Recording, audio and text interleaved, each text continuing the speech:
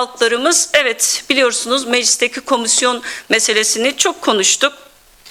Bu konuda Sayın Numan Kurtulmuş'un bu hafta bütün grup başkan vekillerini ne yaptığı Toplumsal Barış ve Demokratikleşme Komisyonu ile ilgili bir görüşme daveti var, çağrısı var. Her şeyden önce bu çağrıdan, bu davetten büyük bir memnuniyet duyduğumuzu ifade etmek istiyoruz. Bütün partilerin buraya çağrılmış olmasından büyük memnuniyet duyduğumuzun altını çizmek istiyoruz. Evet, meclisin çalışma dönemine ara vermeden, yani tatile girmeden önce bu girişimin başlatılmış olması ve devamı içinde yola konulmuş olmasını büyük bir memnuniyetle karşılıyoruz. Tabii komisyon için biz de bir taslak çalışma yaptık. Bir hazırlığımız var. Bu hazırlık daha ziyade aslında ortaklaşmaya ve uzlaşıya katkı mahiyetinde bir hazırlıktır. Hazırlıklarımızı oluştururken komisyonun en demokratik şekilde nasıl işleyebileceğini, katılımın ve uzlaşmanın en verimli şekilde nasıl gerçekleşebileceği üzerine daha ziyade bir çerçeve oluşturmaya çalıştık. Komisyonun ülkenin yıllardır içinde bulunduğu çatışmalı sürecin sonlandırılması, çatışmaların ortadan tamamen kalkması için aslında barış yolunu açma, barış yolunu büyütme konusunda da çalışacağına olan inancımızın altını çizmek istiyoruz. Bu komisyonun en geniş toplumsal mutabakat ve en geniş siyasal mutabakatla kurulması önceliklerimizden birisidir. Bunu umut ediyoruz, bunu arzu ediyoruz. En önemlisi ise İmralı'da yürütülen görüşmelerde Sayın Öcalan'ın sıkça altını çizdiği yasal çerçeve açısından da bu sürecin bir ön hazırlık olarak ele alınması ve bu yönde şekillenmesi de bizler açısından çok önemlidir. Bir diğer önemli başlık, komisyonun hem kamuoyu hem de mecliste barıştan ve demokrasiden yana olan partiler açısından sürecin şeffaflaşmasına hizmet etmesidir. Evet, en büyük eleştirilerden birisidir. Şeffaflaşma konusunda eleştiriler olduğunu görüyoruz. Bu konuda da ülkenin en temel meselesi olan Kürt sorununun siyasal muhalefetin de dahil olduğu ve tüm toplumsal kesimlerin de haberdar olacağı şeffaf bir sürecin kapısını aralayacağına inanıyoruz. O anlamıyla hem siyasal muhalefetin katılım kanalları açılmış olacaktır, hem de siyasal muhalefetin katılımıyla beraber toplumun haber alma, toplumun süreçten birebir haberdar olması da sağlanmış olacaktır. Yine komisyonun geçici bir şekilde değil, kalıcı olmasını önemsiyoruz açıkçası. O anlamıyla salt bir rapor yazan bir komisyondan ziyade uzun soluklu çalışan, ilerledikçe yeni başlıklar açan ve tavsiyelerde bulunan esaslı bir yapıda olması gerektiğini de ifade etmek isteriz. Yalnızca siyasi partilerle sınırlı kalan bir komisyon çalışması değil, toplumun birçok kesimiyle temas kuracak bir komisyon olmalı diye düşünüyoruz. O anlamıyla geçmişte de söyledik, teknik bir komisyondan değil, aslında barışın toplumsallaşmasına da aracılık edecek, meseleyi kökten ele alabilecek, derinlikli tartışabilecek ve gerçekçi çözüm önerilerini de ortaya koyacak bir çalışmadan, bir çalışma yönteminden bahsettiğimizi ifade etmek isterim. Eminiz ki komisyonun yürüteceği çalışmalar tabii barış meselesinde Türkiye Büyük Millet Meclisi'nin tarihsel rolünü oynamasına da vesile olacaktır. O anlamıyla parlamento zemininin barış zeminine dönüşmesi 86 milyon yurttaşın çıkarınadır, yararınadır. Bu hepimizin barışıdır ve hepimizin buna sahip çıkması gerektiğini ifade edelim. Değerli basın emekçileri, bu barışı konuştuğumuz, barış ve demokratik toplum çağrısını konuştuğumuz, Sayın Öcalan'ın çağrısını konuştuğumuz bu süreçte tabii ister istemez gözümüz kulağımız cezaevlerinde, hükümetin uygulamalarında, hükümetin uygulamalarını düzeltip düzeltmediğinde, hukuksuzlukların giderilip giderilmediğine de herkes, bizler de, bütün kamuoyu da, cezaevinde yakınları olanlar da yakından bakıyorlar. Ama ne yazık ki Türkiye cezaevleri eza evlerine dönmüş durumda ve en karanlık, en kaotik, hiç değişmez gündemlerimizden birisi olarak ne yazık ki baş köşede duruyor cezaevi gerçeğinin kendisi. İçeride yaşanan hak ihlalleri, ağır hasta tutsakların yaşadığı mağduriyetlerin kendisi, infaz gaspları artık hepimize yeter dedirtiyor. Evet, artık yeter. Haksız infaz yakmalara yeter. Hasta tutsaklara yönelik sistematik ihlallere yeter. Hak gasplarına yeter. Cezaevlerini ölüm evlerine, cezaevlerini eza evlerine çeviren pratiklere yeter diyoruz. Hukuksuz infaz yakmalar son bulsun dedik. İdari gözlem kurumları ortadan kaldırılsın dedik. Ama ne yazık ki ne sesimizi duyan oldu ne de bu konuda adım atan. Bugün hala bu kurullar eliyle siyasi mapuzların infazları yakılmakta ve sistematik olarak özgürlükleri engellenmektedir. Ceza süreleri dolmuş olmasına rağmen pişmanlık göstermediği gibi soyut gerekçelerle insanlar özgürlüklerinden alıkonulmaktadır. Örneğin hiçbir disiplin cezası olmayan, tahliye zamanı gelen bir tutsak sadece düşüncelerini değiştirmediği için iyi halli değil denilerek dışarı çıkarılmıyor. İnfaz içinde infaz sistemi işletiliyor. Yani idari bir kurul eliyle yargısal sonuç doğuracak kararlar veriliyor ve bunu da bir siyasi intikam sürecinin parçası olarak işletiyor her bir cezaevi kurumun kendisi. Size birkaç tane cezaevinde yaşanan hak ihlallerine örnek vermek istiyorum. Elazığ Yüksek Güvenlikli Cezaevinde tutulan ve 30 yıllık cezasını tamamlayan Beyar Uğurlu'nun tahliyesi sadece Öcalan'ın çağrısını destekliyorum dediği için ertelendi. Evet, yanlış duymadınız. Öcalan'ın çağrısını destekliyorum. Hangi çağrısı? 27 Şubat'ta yaptığı barış ve demokratik toplum çağrısı.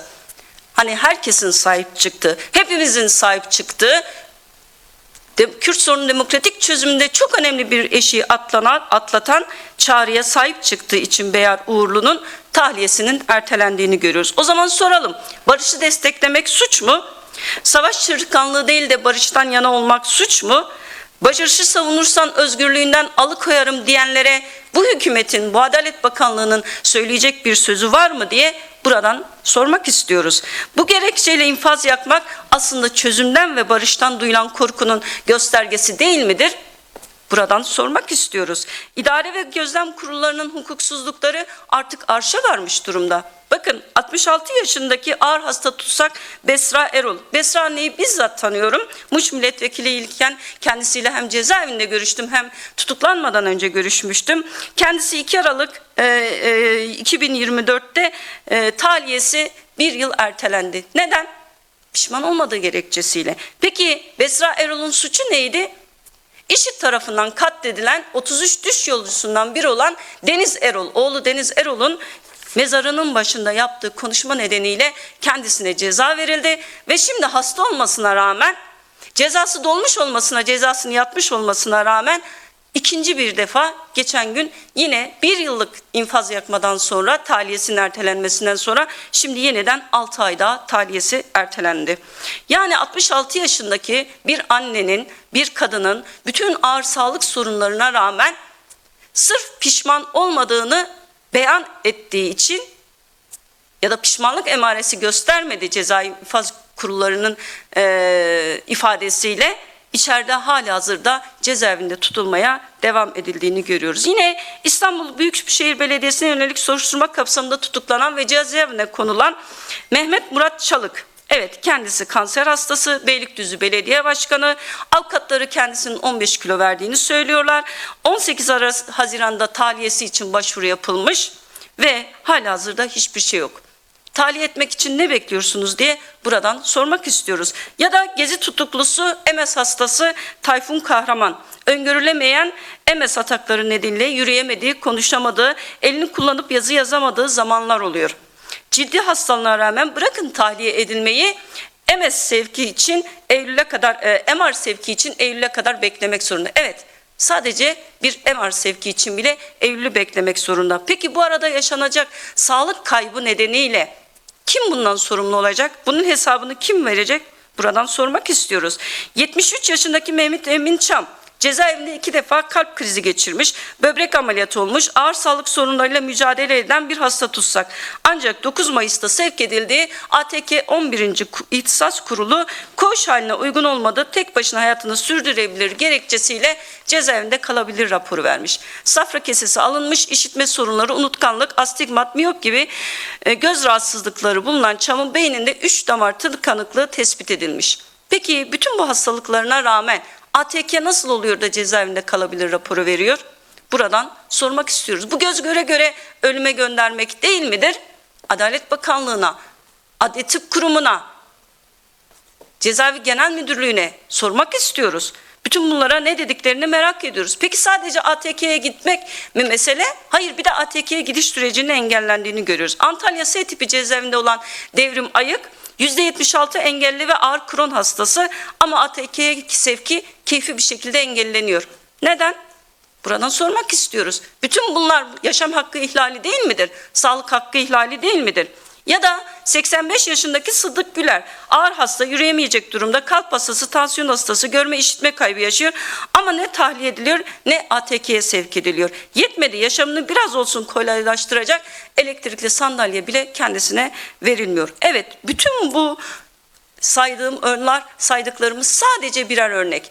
Küçücük birer örnek. Çünkü bunlar neredeyse sistematik olarak her mapusun, her hasta mapusun, neredeyse her infazda olan mapusun yaşadıkları ve bütün bunlara göz yumuluyor halihazırda. Hangi dönemde gerçekten Kürt sorunun demokratik çözümünü konuştuğumuz, yeni bir tarihsel sürece adım attığımız bu dönemde bile bugün düşman ceza hukukunu aratmayacak pratiklerin Türkiye'deki cezaevlerinde siyasi mahpuslara yönelik birebir uygulandığını görüyoruz. Bu anlamıyla cezaevlerindeki bu sürecin hızla bu sorunların giderilmesi gerekiyor. Bu vesileyle buradan bir kez daha Adalet Bakanlığı'na ve ilgili bütün kurumlara çağrı yapmak istiyoruz. Hukukun üstünlüğü, insan hakları ve adaletin gereklerine göre görevinizi yapın.